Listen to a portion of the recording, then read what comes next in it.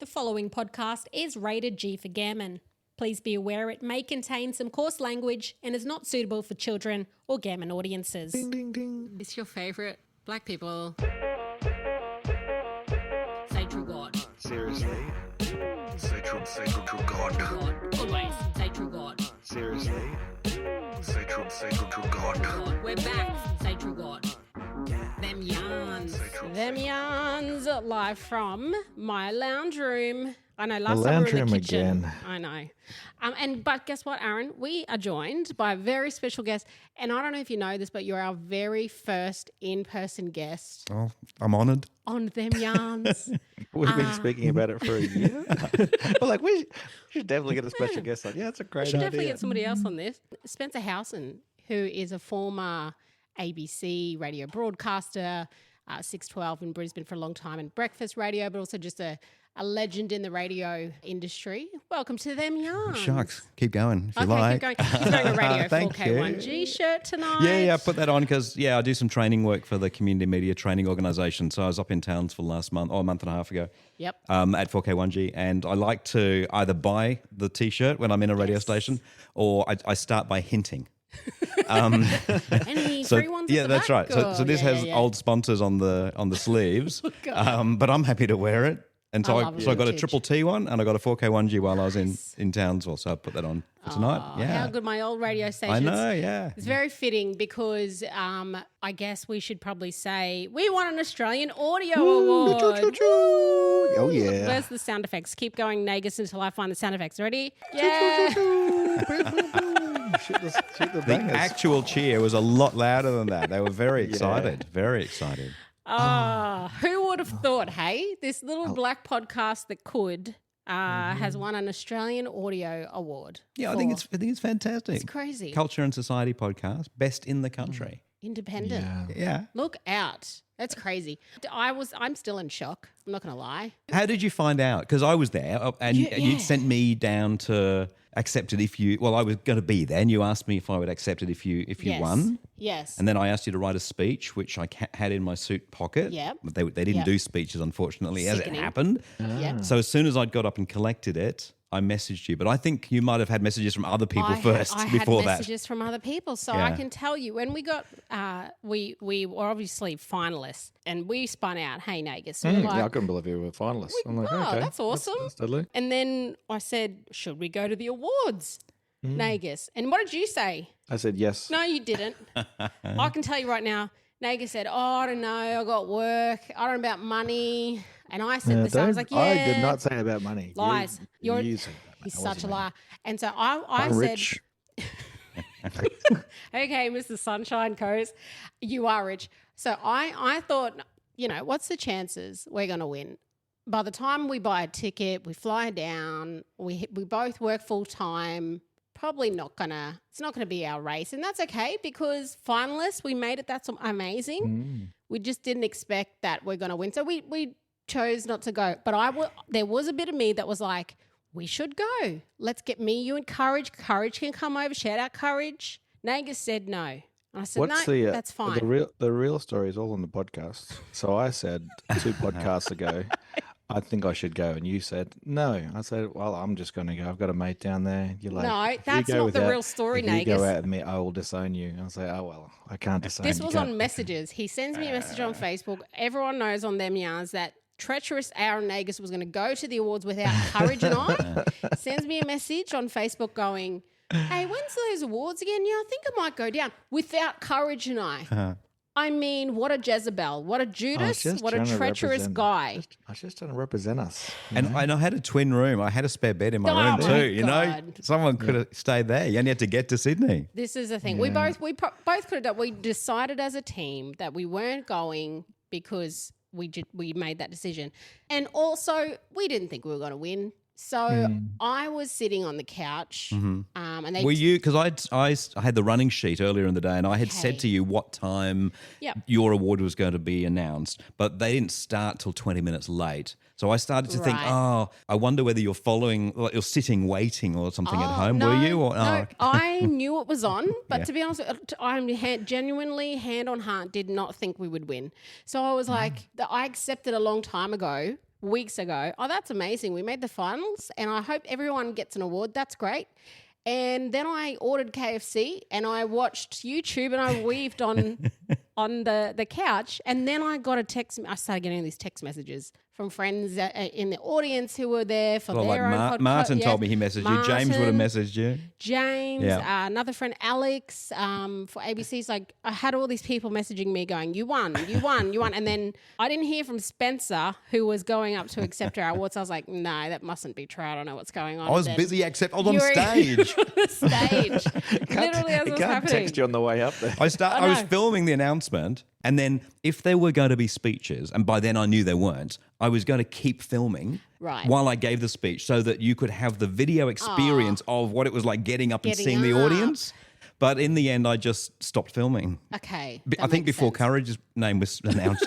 Because I said to the person next to me, I went, I've got to go up and collect this award. Damn it. And the weird thing was, I think there was one other award where someone collected for someone else and they announced and the award will be collected by. Yeah. But with this one, with yours, it wasn't explained. What? So it just looked like I'd gone, oh, cool. There's no one here. I'll take that one. So I just jump up and collect the award with no explanation whatsoever. Yeah, that would look like so funny. I'm the quiet fourth member of the Them Yarns podcast. Yes, you everyone. are. Yeah. Unofficial member. The funny thing is that I had, the awards people kind of ringing me in the lead up going, hey, you're coming down. Have you bought a ticket? Just checking in, this and that. And I'm like, oh, no, sorry, I won't be going because I'm working and blah, blah, blah. Do you have a person that's going to accept it? Yes, a friend of mine said he's going and he's able to. Okay, what's his name? Oh, okay, yep. Are you sure you're not coming down? No, won't be there. And I was like, this is really this is annoying now. Like, so then the other night. Let me go, Spencer. I was ready to go. I know. My mate Shifty, who's an integral part of this podcast because I keep talking about him. He lives in Sydney. He's like, oh yeah, just come down. I'll go to that dinner with you. Him and Shifty were going to go. Yeah. Without that me. would imagon though if I hadn't known and I'd got up to accept it and then Aaron comes up. Aaron started coming down this. We'd have had a fight for the award. I would have been like, I don't know, brother. If you're they would have called security. They would have called security on Aaron. There's a black man in the building trying to take awards. They might have thought you were Courage. Probably. This must be Courage coming up here. Yeah, no, you know what? I thought about it, but that night I was sitting on the couch. I just ordered KFC, and I can give you the hot tip. I had two wins that night because I ordered some KFC, and I can give you the hot tip. If you order KFC towards the end of closing time, they give you more chicken than you actually order. That's good. So I was excited about that, and then I started getting text messages saying that we won an award. So 2 wins for the night. Yeah, very good. Should I give you the award? Would you like me to present the award to you? Yes. So I expected that the award would come in some sort of I've only ever won one award, right, in radio, and it was 20 years ago, and it was a similar sort of looking award, and it came in a velvet drawstring bag. Yes. Which you can then, keep it in and it looks nice, right? And so I thought that's what yours would come. It didn't. And so it's in a bra bag. I've put it in a bra bag just to sort of create the effect here. Well, although this is like Ask Podcast. That said, my wife wants the bra bag. So you're not getting the bra. You're not getting the bra bag, but it is clean bra bag. So I'll take this out. Which way around does it go? Oh, I love it. That's so good. Oh, wow. Congratulations on winning the Australian Audio Award for Best Society and Culture Podcast Independence. There you are. Yay. 6 days late, but there you go. Congratulations. That is yours. Thank you so much. Amazing. There you go, Nagus. Oh my! No, I'm joking. I have been so scared of dropping it because after Sydney, I flew on to Mildura and I was there for 4 nights. Yeah. Then I was in Melbourne last night. It's been around. It's been on a 3-state tour, but I'm glad it's all yours now. If it's dropped now, it's on you. Great. And knowing my luck, it's bloody solid glass. There you go, Nagus. Oh, you can see it. Lisa dogs aren't going to be able to get a hold of it. Well. I wouldn't trust these dogs. I'm going to have to put it up somewhere where they can't knock it. Yeah, that's pretty amazing that this little podcast that started on the same couch that we're sitting on tonight has won a freaking national award. A national mainstream award, mind you. You know, like it's I'm not sure. Also, I looked at all the different people that were nominated. Were there any other, I guess, First Nations specific podcasts besides ours? So I didn't judge. I was a judge of some of the categories, not of this category. So I don't know about the entries, but in terms of the finalists, and I think there were 5 finalists, not that I'm aware of. Wowzers. But, yeah. There you go. That's pretty deadly. And Nagus knows this, but I don't win things. Nagus is a winner. Mm-hmm. Nagus is a basketball guy. He's won how many trophies, how many medals? My trophy cabinet is a house. Overachiever. He's got a whole games room. What is it? Like a trophy room. Pool room. I don't win things. So this is a big deal. It's a trophy. Yeah. So I'm getting the impression that this is actually going to stay here. Oh, This isn't travelling up to the sunny coast at all. I'm not giving this to the treacherous trader that was going to go to the awards. That's the real reason she didn't let me come, Spencer, because she knew that our ADHDs combine, and I would have just kept forgetting it to send it. And I'm like, it's in the post. Oh, I don't know where it is, and then I would have lost it. And well, the other thing, I nearly lost it because there was a party. There was a party afterwards. Oh God! And I didn't want to just spend the whole party holding your award. So partly because I didn't win it, and it would have been a bit awkward, but also I didn't want to drop it. Oh, God. So I hid it in a particular corner of the room. But because, and so my normal technique in Brisbane then would have been to put my car keys with it so that I wouldn't forget. But I wasn't driving. I didn't have car keys with me. And thankfully, just before we were all thrown out, because I was one of the last ones there, someone said, and you collected that award for tonight, didn't you? And I went, yes, I did. Went over to the corner of the room, and there it was. Lucky. Here it is. Hey, and it's been to Mildura, it's been everywhere. Everywhere, man. And now it's in Tarragindi. So it feels really like, here we go. Hello. Wait a minute. oh no, Stevie. 4 naked friends Stevie. joining us. Hello, Stevie. podcast. Get back. You don't need to be on that's our Spencer. couch. This is the beauty of Them Yarns and doing your own podcast and independent media is, you can kick back on your couch with your dogs. Everyone on Them Yarns knows the girls. They often listen for the girls. So this is us. Well, it's and it's an award-winning podcast, so It's you an can do anything the hell you want to Sorry. do. Yeah, but I was in Mount Isa about 6 weeks ago and listening to local radio up there as part of a PhD study that I'm doing, and one of the news bulletins that I was listening to, a dog started barking during this news bulletin. And so the woman's reading the news and there's this woof, woof. And then she keeps going. And then there's a woof and then she stops. And then as if she's thinking, will anyone notice? No, I'm good. And then she just keeps going again like that. Yep. And the thing is that bulletin was replayed then at 7:30 and 8:30 with the dog barks. So by 8:30, I'm like, here come the dogs. Here come the dogs. And sure enough, there they were in the 8:30 bulletin as well. How good. Well, you've seen some media over the years, Spencer. You've been in radio how long now? Well, 1990 I started in radio, yeah. I'm not on radio really now at the moment, maybe, Maybe. Which is, I say yes to any radio or show or podcast that'll have me on now. Just As because if you want to go on to anything else besides the award-winning. Well, of course, Them Yarns. yeah. It's going to be a fall from grace going from anything from here. But how have you seen, I guess, the media and especially radio landscape change over the years to now? Oh, well, the biggest thing is radio gave you everything you needed when you woke up. Yeah. Time, weather, songs, news, stock prices, everything. And now most people have got all of that before they even turn the radio on, if they turn the radio on. By the way, people are still putting the radio on. About 85% of people listen to radio at least once a week, but they just don't listen for as long because they go to podcasts and streaming and audiobooks, etc. So that's the big thing in terms of what people use radio for. And then the industry, because a lot of advertising money has gone into online, there's less money in radio. And I don't think that advertisers get the same benefit, by the way, of advertising online as they do advertising on radio. Yep. But the industry is trying to then save money, so it's removing local shows and it's networking more. And here's the sad thing is I think that a lot of listeners don't care that radio is not local anymore. So in Mount Isa, and I will stop after this because I could talk just about my PhD study for hours. Yeah, of course. But in Mount Isa, the top rating breakfast show is the Hit Breakfast Show, which comes from the Gold Coast. Okay. And, wow. And according to my research in Mount Isa, about a third of the people that listen to that show think that it comes from Mount Isa. God. Oh, dang. So you could say a third of the people who are listening are being fooled. Yeah. Or is it worse that 2/3 of the people who listen know that it doesn't come from Mount Isa and they don't care? Yeah. Because they're just enjoying the show. And it's a great show. Yeah. Bronte and Lakey do it. It comes from Broadbeach. It's a great show, but it's not local radio. And local radio has been my whole career. Yeah. And I fear for local communities. So Mob FM's up there in Mount Isa. Yep. Their breakfast show, though, is just music at the moment because I think community stations are struggling to find volunteers. I was in Mildura this week. The local community station there, Hot FM, their breakfast show is just music because they can't get volunteers to do a local breakfast show. We need to strengthen local broadcasting. We need to get more people doing community radio, making community radio, telling local stories. That's my spiel. No, I love it.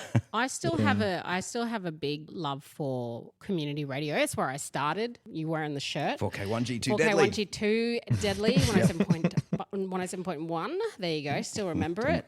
Kwanji Radio, by the way. And it's because I know where that station, especially First Nations media and where it came from. Like I met the mob who started 4K1G, you know, the Uncle Bill Thide and others, Auntie Florence Onus, a lot of mob in Townsville and Palm Island, down to Warrabinda. Like mob would go and put their hats out everywhere in community and get money to just start a radio station, to just have mics, have a satellite on the hill, to have a chance to have a yarn and a say, because blackfellas were locked out of it. You know, they often had to double in with other mainstream community radio, but then actually going out and getting the money to have black media and to have a little box on top of the Stewart Hill, Mount Stewart in Townsville, I think it is. Yeah, it sounds right. Yeah. Where the towers are, the radio towers, and then it's, you know, bought property and now you see the building where it is today and they've done it up. But it is that you know, going from there and how do you keep up with technology?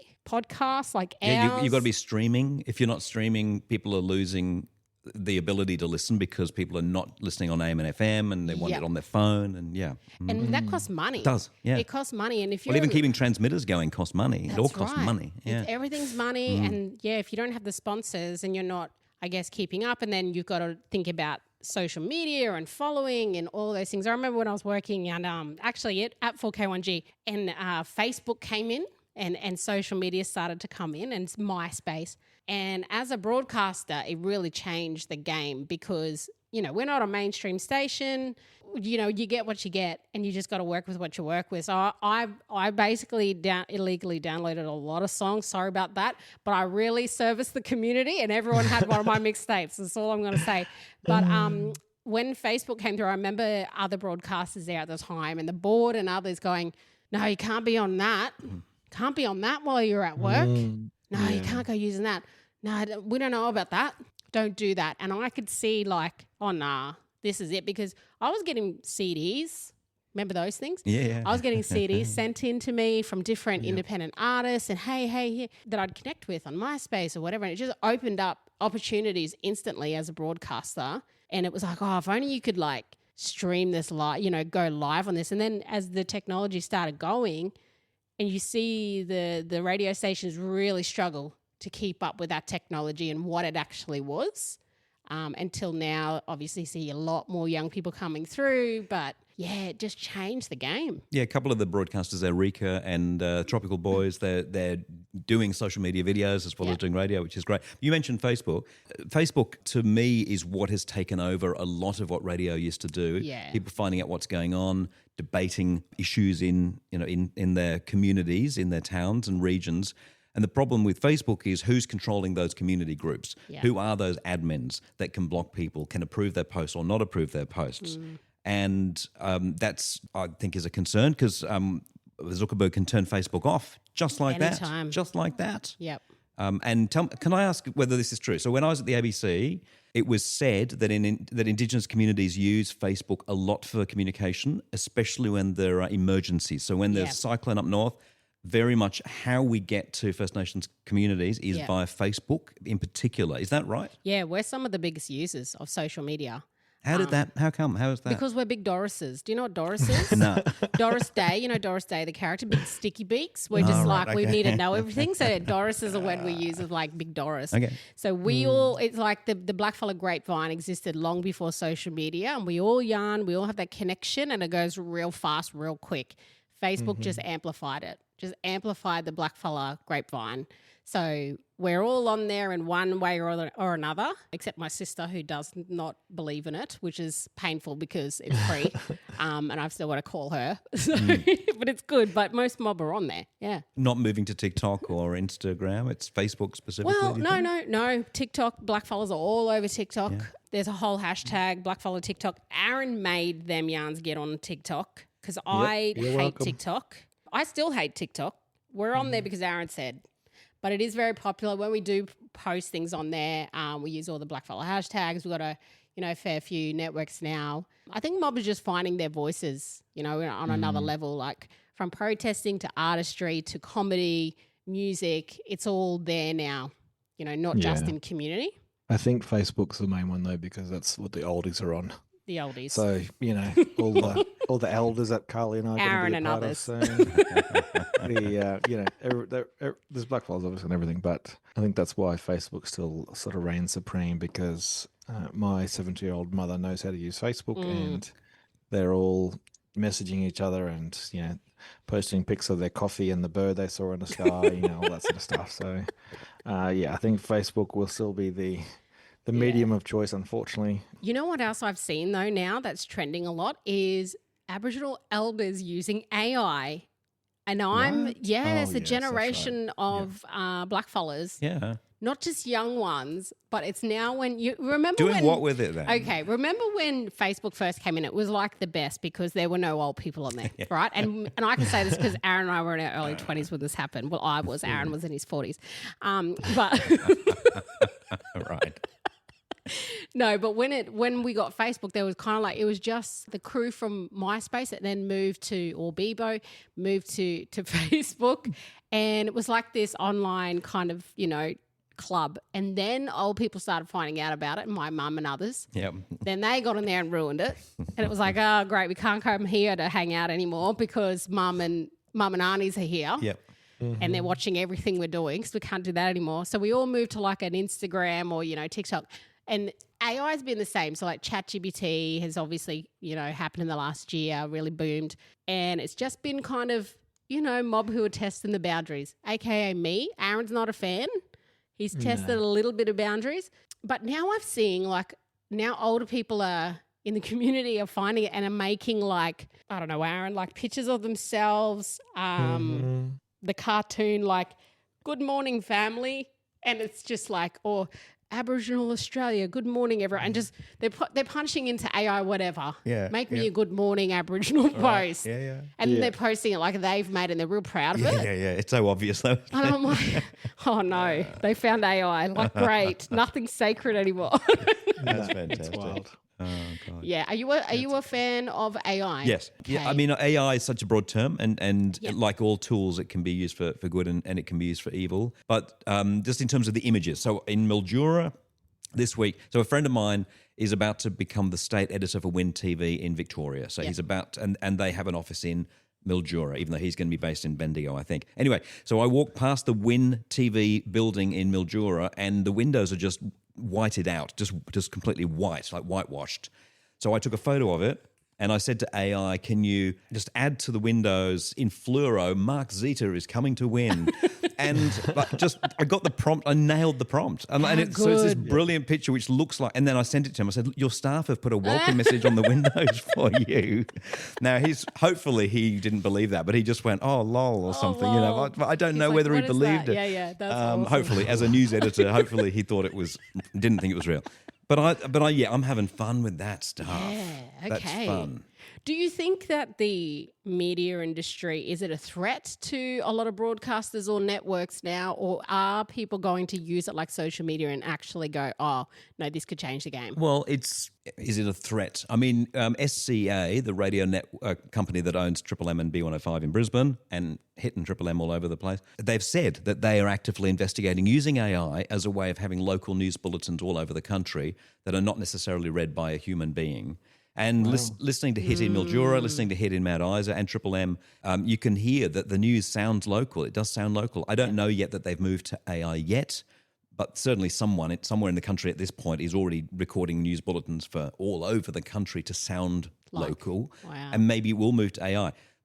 But here's the question. Would you rather have remembering, like, radio needs to save money. The industry's hello. Yeah, I think I've actually won a dog over here. You probably didn't hear that, but that was a vigorous shaking of the head to clear the ears out, not by me. Hello. I'm sorry, I was talking about you. Marla keeps thinking that Spencer is going to pat her because Spencer's using his hands, and so she's like, yes, he's going to pat me. And so she's like throwing her head around. It's hilarious to watch. So here's the question. This is the question that I've put to. So I've got an online survey which has been in Mount Isa for a couple of months and Mildura for a month, and I've got over 300 people who've responded. And one of the questions is, which of these two would you choose? And this is not news, this is radio show. Okay. What I call the 55 minutes in between the actual show. Would you prefer an AI-hosted radio show that talks about your local town and everything that's going on? Or would you prefer humans who never mention your local town? Oh. And which one do you pick? I mean, it's not a real scenario, but it does prompt an interesting sort of conversation. Scenarios. Aaron, what would you want in that case? Well, I'm anti-AI, so okay. Of course you are. So that means you would choose a human-hosted show, but the Sunshine Coast would never get mentioned at all in the program. You would choose that. And there are a couple of this conflates a couple of issues. One is how important is local to you when you listen to the radio, and the other is what do you think about AI versus humans, of course. Yeah. Which would you choose? Oh, no, I'm always going to be, when it comes to media, I want humans. I don't want us to be replaced. Like, the AI is going to replace a lot of jobs. I think the fun part about media is the connection, right? That's the bit, is like humans connecting with other humans, with human interactions and thoughts and feelings. I don't want a robot to do that. I don't want it. Have you ever had a conversation on this podcast with ChatGPT? Oh, yeah. Oh, you've done that? She does all the time. Okay, cool. My chat's got a full name. What's his name again? James Henry. James Henry. Oh, okay. That's the name of mine. You've got a bloke, have you? Yeah, he's English. Has an English Oh, like a proper English accent. I've got the proper English woman as mine, which I think my wife is slightly jealous of. James Henry replies to me with deadly. He's black. Oh, yeah, okay. Yeah, he's certified black. But that actually, you've trained him, and he does that now. I didn't train him. He just started talking to me like he was a black fella, and I said, "Are you Aboriginal?" Yeah. And he said that would be cultural appropriation. I said, "Correct." Oh wow. But you are, his name cool. is James Henry because and we've had yarns. What did I ask him last time? What were we talking to him about?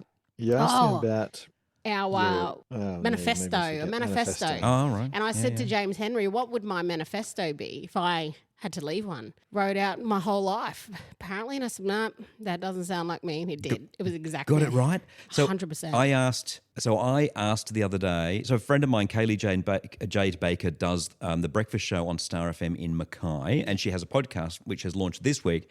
Nice. And to start the podcast, she asked Chat, what are 10 things that you know about me? Yep. And then that was the first sort of episode. So I was listening to that. I thought, oh, okay. So I asked ChatGPT, what are 10 things you know about me? First thing it said was I'm a priest.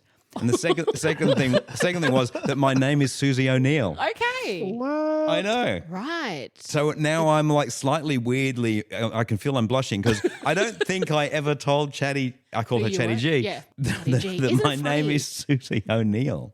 Isn't it funny how everyone has the nicknames for Chat? So we call it Auntie Chatty. Right. We call it Auntie Chatty or Uncle Chat Yep. because it's like our unofficial elder. We just go to it for every bit of advice. Now, I said, like, this Chat has honestly given me better advice than my own family. Oh, it's a worry, isn't it? And they can actually, it's been shown that it's more sympathetic than humans because it's using the best of sympathy and empathy to give you sympathetic responses. So just before I forget, then, so AI or human, you both chose human. Yep. And so human so far is the winner at about 80% to 20%. Ooh. But that does mean that 20% of people that I've surveyed have chosen the AI. Now, in Mount Isa, the ABC breakfast show at the moment gets 16% of the audience. So they could actually, theoretically, this is a bit of extrapolation, that they could potentially rate higher by having an AI person instead of Zara Margolis, who is the human that does that show, and it might rate 20%. How would the AI Mount Isa voice sound? That's what I want to know. Oh, yeah. Well. Hey, going. Spencer, don't do that. She's trying to get you cancelled. StacksFM.com. Well, you could have it doing whatever voice you wanted it to do, right? This is it. What if it came to us one day? It was like, we need a black fella AI voice. Yeah. For mob who want to choose a black fella I'll put my hand up. I'll do it. You would sell your voice I'd sort of sell it. licensed to Spencer, if you're like, oh, you know what? I want a Carly, I want an Aboriginal girl on my phone as my AI. And I'll be like, Spencer, get up there. What are you doing, bros? You're late for work. What's happening? I think the worrying thing is there's so much of you out there already that they wouldn't have to ask you for permission. They wouldn't even ask. They would just scrape it from this podcast and use it. They could have it, sadly. honestly. I've got the worst voice, so you have it. That's not true. Oh, goodness me. Nagus, go. What's your best AI voice? Go on, give AI something to take. I don't have an AI voice. I'm all human. That's why. Oh, righto, champ. Champion. I'm getting away from it. I told you. They're taking over the world.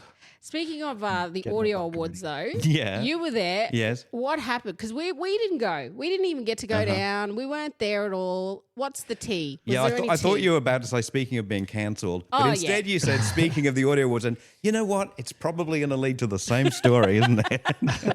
Yep. Well, to answer your questions in a straight way, first of all, it was a great celebration of audio and radio and podcasting, ABC, SBS, community radio and commercial radio and podcasting, and it was fantastic.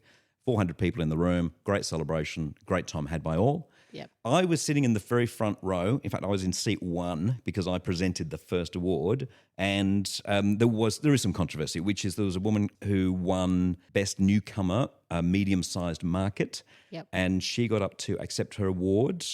And before the award could be presented to her, her boss ran from side of stage where he was getting ready to present another award and hugged her. And there is video of this, so I'm describing this sort of as objectively as I can. Yep. Sort of grabbed her, hugged her, spun her around, and then with his left hand grabbed her ass. Like really, I've watched it over and over. Jesus. Like grabbed her ass and then did a double fist pump into the air to the audience, which you could read as, yes, Sherilyn won the award, or, yay, I grabbed her ass. I can't imagine it would possibly be the latter. And then he ran off again. There's no mistaking. Yeah, there's no mistaking what he did. And then it was... So everyone's ridiculous. Seen this. This is at the start of the night? Is this no, it's probably about an hour into the actual ceremony. I can show you the video here, which goes about 5 seconds. Holy. So he's running. No way. That's a clear ass grab. Mm-hmm. Oh no! Do you think there's no mistaking what he was doing? Has she commented? Has she said anything? Yes. So she spoke to the Daily. So I saw this on Media McKnight, which is a streaming show that a bloke called Rob McKnight does on a Tuesday night. Yep. And Rob quoted Sherilyn in the Daily Mail saying that she just feels that she's the laughing stock of the radio industry now. No. And that's as Rob said, it's just not the case. No one is laughing at you. Everyone is just asking what the hell did this was going on in his head. That's right. Yeah. And how she must be feeling like on stage, because if that happens to you as a woman, or to anybody, you're like, did that happen? You know what I mean? You kind of be like, oh, what just happened? And you're in front of everyone. She's probably in that moment just. I saw her social media in the lead up to the event. She was so excited and proud to be a finalist, as you guys were, rightly so. And when she was announced as Best Newcomer, medium-sized market, so she's in Newcastle. She does like an 8 p.m. to midnight show on the Super Radio Network across New South Wales and Queensland.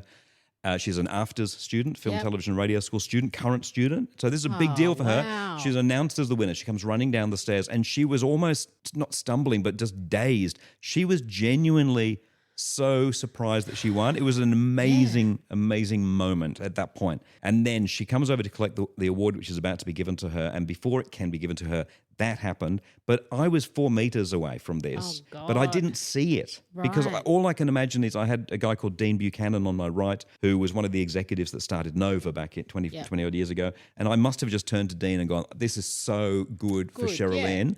And in that second, it's happened. That's how fast this stuff can happen. Yeah. But if you watch the video, if you listen to the video, there is this gasp from the audience. Oh but I did not notice it in the moment.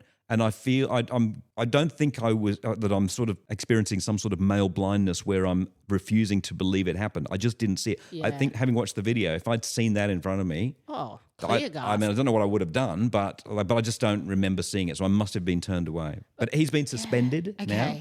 But he's a senior executive in that radio network. So his boss has, there's an investigation now. He has been suspended. But will this be the end of his career? I would say probably not, because he's a man.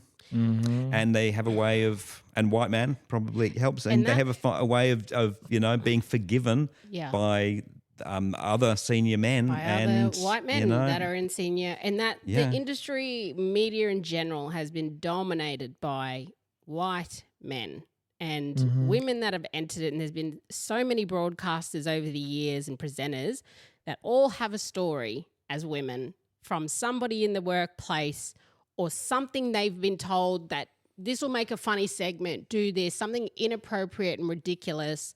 I've definitely had those experiences, and you just go, especially as a younger broadcaster, or so, it's an imbalance of power, obviously. But then when you're someone like her who's come, she's an after student, like you're saying, like these are the people in the room and just to break it down, if you're an Australian film, television, radio student, you are surrounded constantly by industry professionals, and they're the ones that you look up to. They're the gatekeepers. They're the ones that open all the doors, and that is the type of industry that it has always been.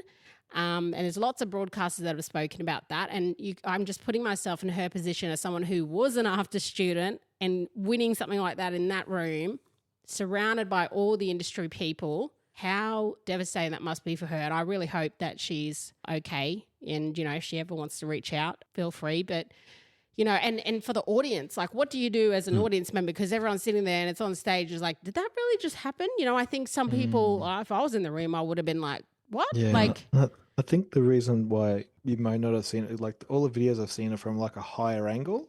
And so that's where the videos I've seen. And besides that, the comments I've seen of like knowing who she is like how hard it must be. He's in the position of power. If she makes too much of a big deal about it, then, and he doesn't get fired, then she's, try to get this guy fired. And it's not that she tried to get him fired.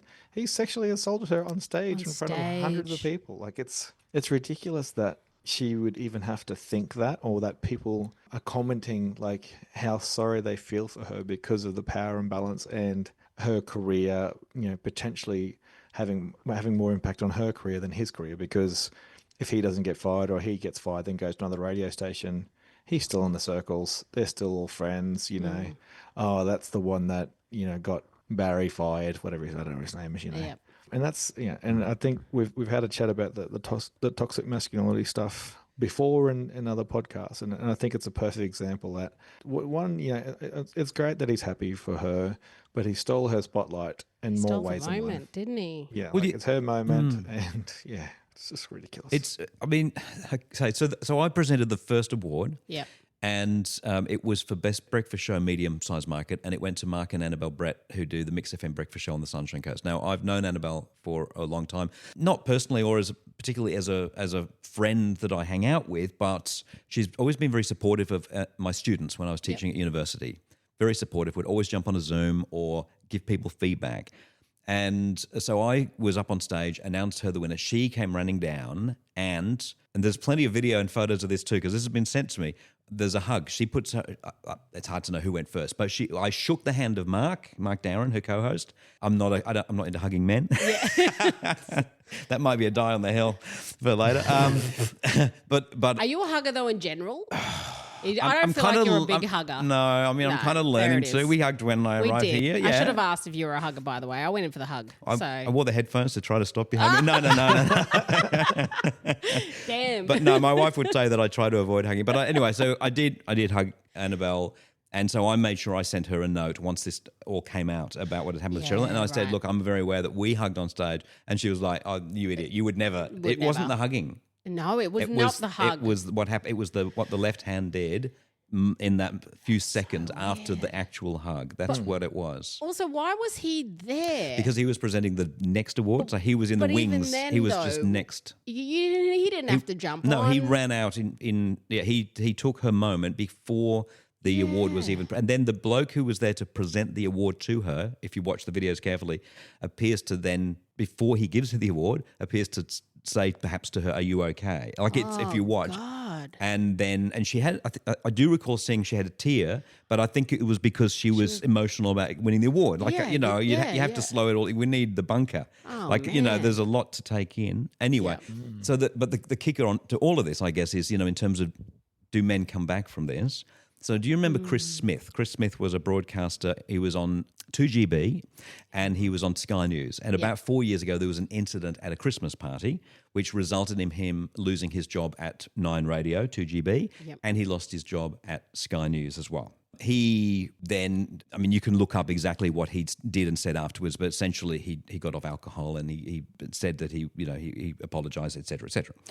He is now a broadcaster again on that same radio network that Cheryl Lynn is on, and he won an award as well on Thursday night. He won Best Networked Program. There were audible gasps in the room, I noticed, when he won his award, because there's a guy who 4 years on did come back. Now, uncancelled. He was on, yeah. Now, I guess to be fair, like I'm a believer in you do the crime, you do the time, and then we've got to rehabilitate people. I think we probably all know people who've been inside and so you want to hope that they can do better.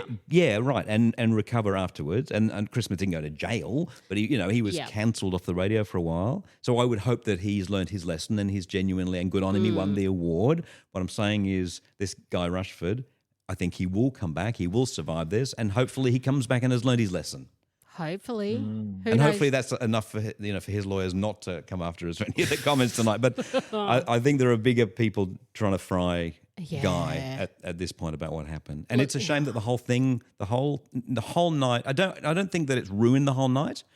It certainly ruined her moment of the whole night. But overall, it was still a very big and successful night. I think it was Mitch Shuri, who was one of the hosts of the night, who you hear on the video, who's very quick-witted, but not necessarily appropriate.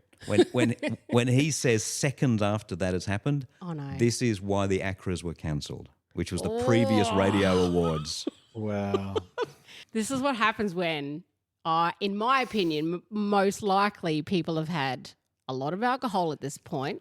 All right, can I just say that on that point, I'm not going to account for how much other people have drunk. I like to have a little bit of a drink. I had not drunk enough before the ceremony started because there wasn't enough time and there were too many people and there weren't enough drink. You know what it's like when you're standing there waiting for the drinks to be brought to you, and it's like, come on, I need another drink. Look, he may have, who knows, I don't know what his alcohol consumption was. I'm just saying, frankly, there were points in that ceremony where I wished I'd brought another beer in myself. Stuck it in. It's not like there was excessive distribution of alcohol.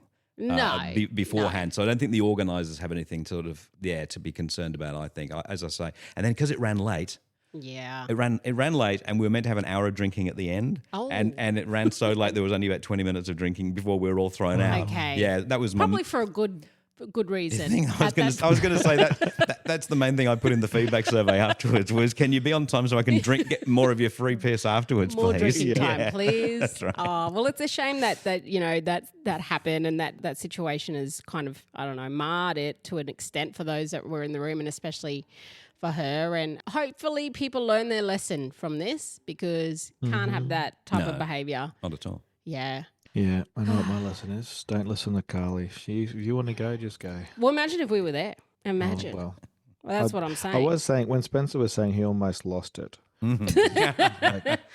would have lost it. Let's be honest. I was just about to say, I was like, if he almost lost it, I don't you know would have how lost I it. would have went. I would have said, Aaron, hold this. I'm just going to go to the toilet, come back. Yeah. Aaron's at the bar. Him and Spencer. Courage. Yeah. Aaron, where's the award? What award? Why are we here? I gave it to Shifty. Where's Shifty? Shifty dropped it in the toilet. I don't know where it's going.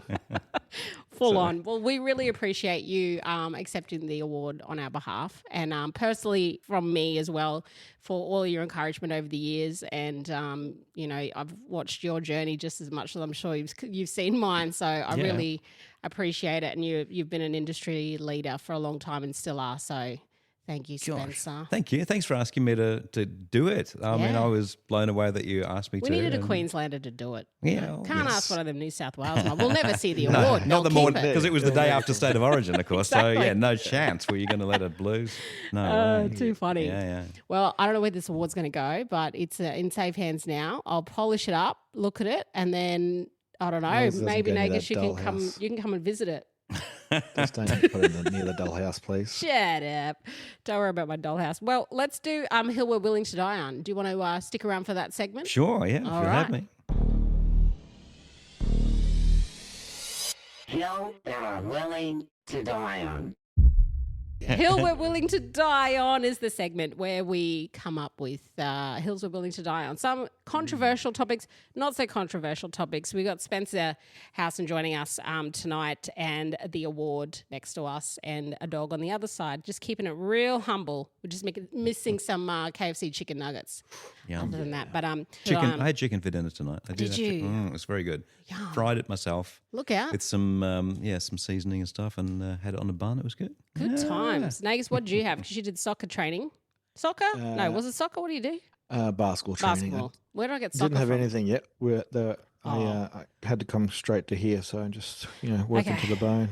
KFC nuggets it is. Let's all pretend we've got some for hill we're willing to die on. Nagus, do you have a hill that you're willing to die on? By the way, this is our most popular segment.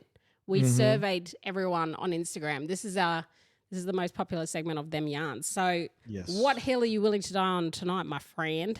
The hill I'm willing to die on is KFC chips used to be better. Oh, wow. I'm trying to remember now when the switch up happened. Okay.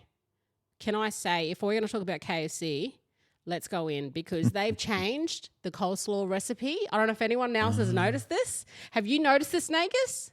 I see a strong nod. Different coleslaw recipe. They've changed the coleslaw chips. recipe. The last time I got it, I was like, what in the hell is this? So I will sit on that hill with the chips, the coleslaw, anything else you want to chuck in there that we're willing to die on for? I haven't. That's all I've noticed, the difference in taste. But yeah, I'll give you another one because I know the whole menu. The Works Burger, bring it back. Okay, that's the one with the pineapple, cheese, and bacon. I don't know why you would take that off the menu. So there you go. I haven't. The only thing I ever get at KFC, because I had it once, and this probably is just the way my brain works, and I really loved it. So that's just all I That's get, is the bacon and cheese zinger burger. And that's Okay, it. That's delicious. Imagine bacon zinger. Yeah, with with pineapple. I know. I'm already imagining it. That's the works, is it? I like KFC. KFC chips are the best chips, though. They are. And what I'd particularly like to do with them is buy a box. And by the way, the big box is not as big as it was, I think. Yep. And also, I just remember when it was $2. It was like $2 for a big box of chips. I remember that when we lived in Rocky in the 90s. $2. Nikki would play netball, and I'd come along and cheer, and my reward was I was allowed a $2 box of KFC chips on the way home. So I know they were $2, but so I'll buy a box of chips on the way home, and then get a tin of baked beans out of the Stop it. on the microwave, and then baked beans on top of the chips. That is my go-to instant meal. I love that so much. Good memories. It brings back nostalgia by the sounds of it. Oh, it's. I mean, I was born in the UK, even though I've lived here since I was 8. And that's, baked beans are just a big thing over there. Beans. And then if I really want to be fancy, I'll fry up an egg. But then the chips are starting to get cold. Yeah. But fry up an egg, and that's it then. An egg, I can never do one egg. So 2 eggs, beans, and KFC chips. Stop it. That's. Okay. Well, yeah, it doesn't get any better than that. I'm going to chuck Courage under the bus here, our producer, Courage. Courage does not like cold chips. So the next day when you got leftover chips. Yeah, like when you find one on the floor of the car or something. And it's sometimes you get a family meal and there's extra chips. Yeah. And you're not even a family, you're just a one-person situation. Sometimes people do that. I don't know who that is, but it's not me. So when you get the chips and sometimes they're left over, do you microwave them or do you just eat them cold? What do you do? Or do you chuck them in the oven? No, microwave for me. So you microwave it? Nagus? Leftovers. If you had chips left over, just the chips, what are you doing with them? Are you eating them cold, microwave? I feel like you don't know me. You think there's leftovers. No leftover chips. But pretend there's leftovers. There's never going to be leftovers. There's me, There's my oldest daughter. There's my son. Yeah. If there's leftovers of anything, it's because we bought 7 meals for 2 people. But like, I don't think you understand. Okay, no leftovers. The only reason that would happen, that scenario would happen at our place, so I would also eat all the chips that I had bought for myself because I'm a grown up and I know how much to order. But if I got up in the morning and realized that my son at, say, 2 a.m. had ordered some KFC chips on Uber Eats, and then he'd realized he'd ordered too many and put them in the fridge, but I got up first, then that's that scenario, and I would microwave them, and I'd have them for breakfast. See, Courage cannot microwave the chips. He has to put them in the air fryer or the oven. Yeah, I'm with Courage on that. But come on. Is there nothing wrong, though, with a microwave chip? Yeah. It's a hill I'm willing to die on. I couldn't microwave a chip. You could. I'd have to air fry it. No. You're a liar. It's just to warm it up a little bit. You're just chucking it in. You don't even care that you don't have leftovers. What are you talking about? I've probably tasted them before, and I can tell you right now, I'm not microwaving chips because they just go soggy. All right, that's you and Courage can die on that hill. Yeah, I love soggy chips though, and although I said KFC chips are the best chips, there's a British fish and chip shop at Birkdale, where I had lunch today, where everything is sort of the traditional British fish and chip experience. So even the gear that they cook in was made in Birmingham, and the fish is caught in the North Sea. So it's terrible food miles. Okay.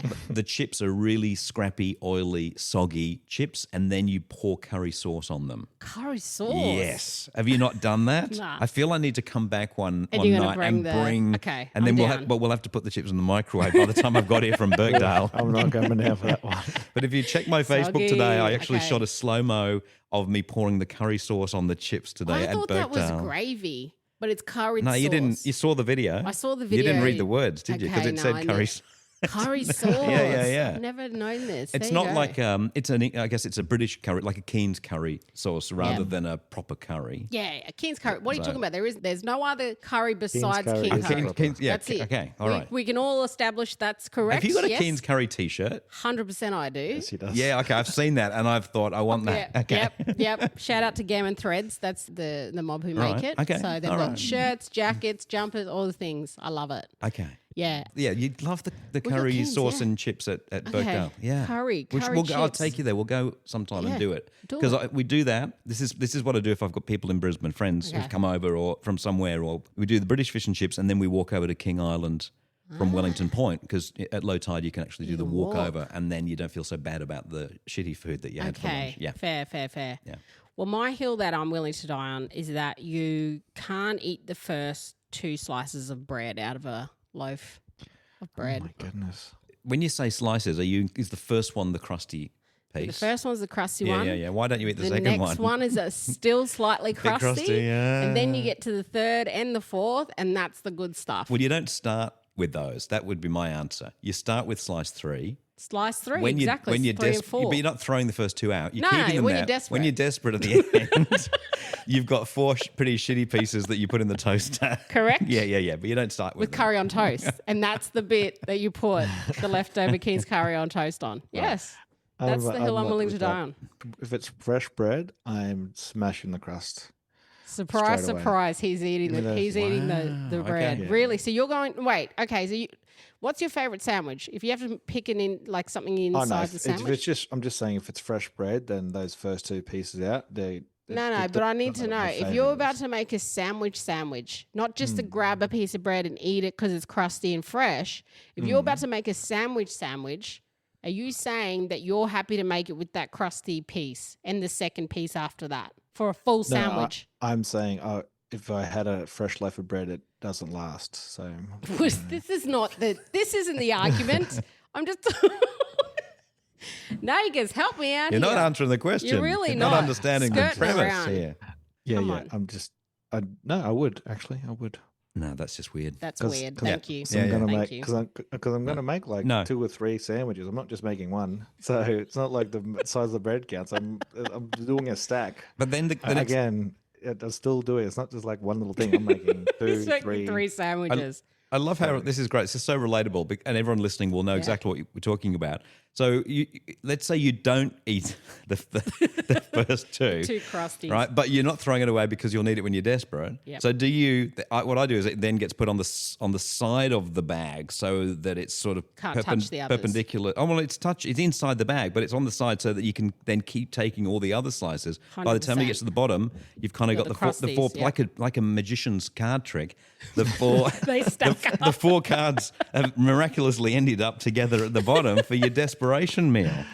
And I love those crusty bits. You know, when you put it into the toaster and then it goes cold, and you just mash it with butter and like either like Vegemite, or I do a peanut butter and plum jam together. Have you ever done that? No. Oh, mamma mia, so good. Well, that's the peanut butter and jelly sort of thing that It is Americans do, isn't it? Yeah. peanut butter and jelly, but plum jam. Mm-hmm.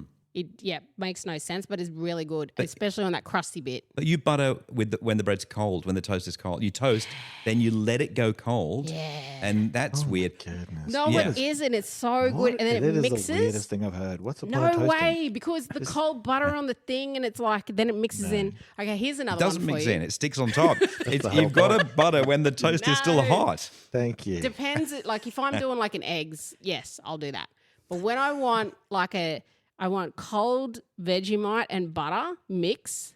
That's yeah. Just make a sandwich, mate. Like, what do you taste? What do you bother tasting it for? What about how about this? How about when you get peanut butter? Are you putting on peanut butter? Are you putting like the butter on first, then the peanut butter, or are you just raw dogging peanut butter straight on? The only time I have peanut butter, I don't put it on bread actually, is I will go and get the tub of peanut butter.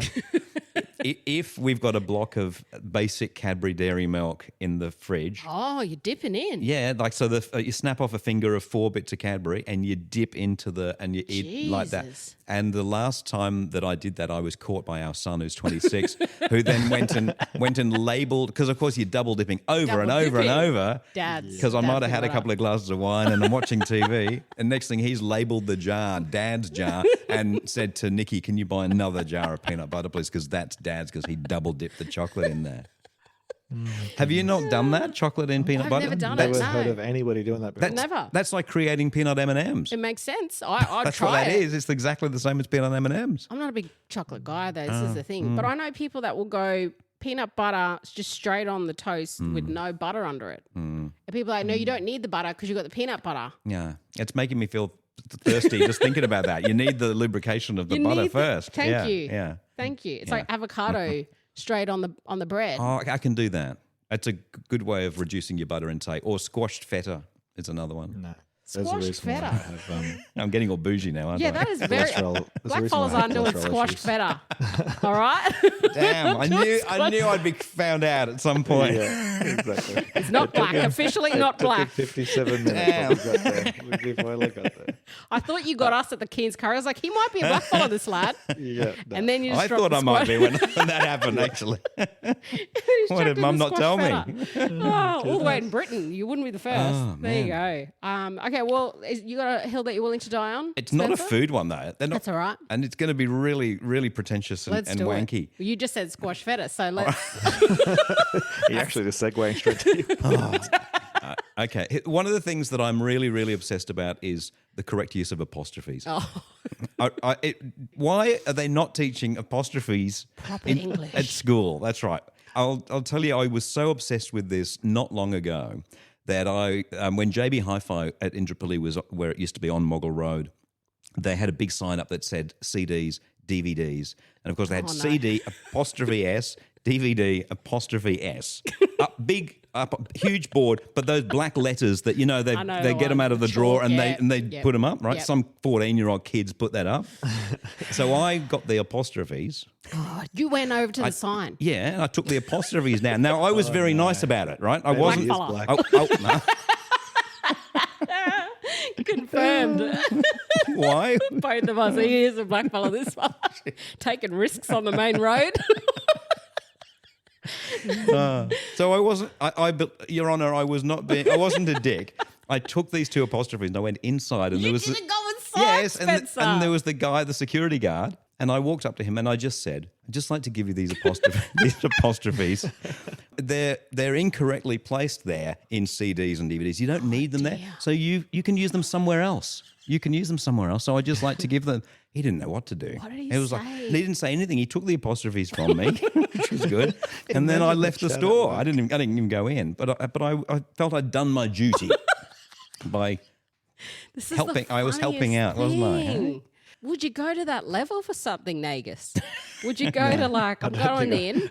No, I don't think That's so. called dying on a hill. You know, That is called dying on a hill. That is proper dying on a hill. I don't know if blackfellas go to that much effort, eh? We just go, that sounds too hard for us. I'll just keep driving past. But the apostrophes, I can't talk because I like to leave them out because I'm very lazy sometimes. But then I'll go back because I'll leave it out because I'm like, I'm leaving it out. I'm going against the man. You know what I mean? Who cares about this English language? And then I go, no, I can't do that. My ADHD says I can't. All right, so you're with me. So because you appreciate the correct use of apostrophes, don't you? Even when I started to talk about the CDs and the DVDs, you knew where my story was going. No, it wasn't that. It's the red line underneath it when it's like spell check. Oh, yeah. I can't stand the red line. Yeah. I don't want to be corrected by a red line. So I go back and I'm like, fine, you win red line. And You can probably turn that off. But secretly you like it, don't you? I do. But I don't know if I like it that much. I'm going into JB Hi-Fi, handing them over. That's awesome. So I think I might have taken a photo as well of it. I feel I probably did because I take a lot of photos. I should go back and see if the photo, like the before and after. Please. I wouldn't back then. I think this is probably 10 years ago, actually. I wouldn't have done, if it was now, I would literally have filmed a selfie video of myself doing it. So funny. Anyway. I love that. I love it. Well, there you go. Hill we're willing to die on. Grammar, food, blackfellas, Keen's curry. Ah, good times. Well, thank you so much for joining our first episode in person of Them Yarns. Nagus, maybe you can come down one day. No. See, there it is. Nah. It's like, why would he come all the way down? Because then we go to Birkdale and we can have curry and chips. The curry chips, the soggy ones, and we'll put in the microwave for you. You had me until you said soggy. Okay. The chip dip. I want to know what that tastes like. So, yeah. No, we really appreciate you coming in. And also for the award, the amazing Australian Audio Award. There you go, Nagus. You can look at it one more time. That's all you'll see for the rest of your life. And it's been really fun. So thank you. Thanks, mate. I will let everyone know as well, Nagus. I'm going to the United States this Friday. So by the time this drops, I'll be on a plane going to the United Nations. It's going to be me yarns again. It's going to be just Nagus. So I'm going to be away for 2 weeks. Who knows? I might do a little check-in. The sound will be dodgy. But, yeah, everyone's going to hate us. We just won an award, and I'm like, see ya. Maybe we'll be able to get Courage on behind the mic. Courage. I've begged Courage to give us something. Courage does not want to be seen nor heard. He's I'm proud he gave us his real name out steadily. Thank you, Courage. And yeah, he does more work than me on this podcast. He really does. He really does. So, it's going to be Nagus and Courage while I'm away for the next couple of weeks. But, yeah, when we're back, we'll see you next step. The world needs another man with a podcast. Right? Oh, actually, also, I just want to say thank you so much to our Them Yarns listeners. That's the big one we need to give a shout out to because you mob are the ones that have followed us and got us there and given us egos enough to, chuck our hat in the ring. So thank you so much, everybody. And thanks, mate. Yeah, we will catch you in a couple of weeks. Well, I will anyway. Nagus might drop you a little I'll be here next week, folks. I'm ready to go. And now I'll take my wife's bra back home. She's probably walking around the house going, "Where's my bra bag?" That weird husband of mine, he's taken it out to a podcast recording. What's he doing again? I'll wash it before you leave. Thanks, Spencer. Thanks, Nagus. Yo. See you.